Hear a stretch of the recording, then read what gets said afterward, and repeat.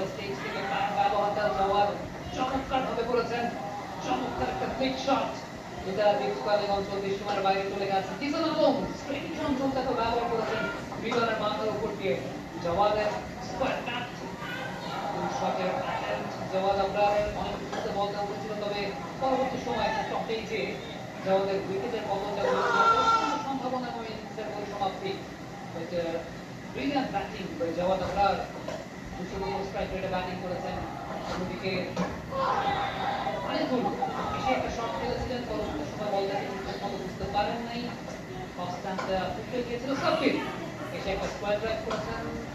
দেন জিসানের ইনিংসটার বেশ উল্লেখযোগ্য বৈশিষ্ট্যের জায়গা ছিল, এখানে অফসাইড অনসাইড প্রত্যেকটা অঞ্চলে ব্যবহার করেছেন। সাব্বিরের একটা ডিলাইটফুল টাচ দুই ক্রিকেটারের মাঝখান দিয়ে বলটা বেরিয়ে গিয়েছিল। অন্যদিকে জিসান আলম ডমিনেন্ট ব্যাটিং করেছেন, নেক্সট সাইডে যথেষ্ট পারদর্শিতা দেখলেন রহমান আউট হয়ে যাচ্ছেন মিডল অঞ্চলে ক্যাচ দিয়ে।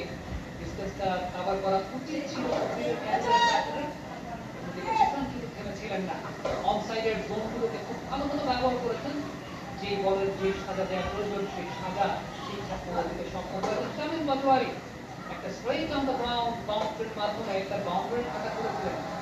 একেবারে শেষের দিকে এসে তার ষষ্ঠ ছক্কার মাধ্যমে জিসান আলম হাফ সেঞ্চুরি তুলে নিয়েছিলেন। পরবর্তী সময় একটা ছক্কার মাধ্যমে তার সপ্তম ছক্কা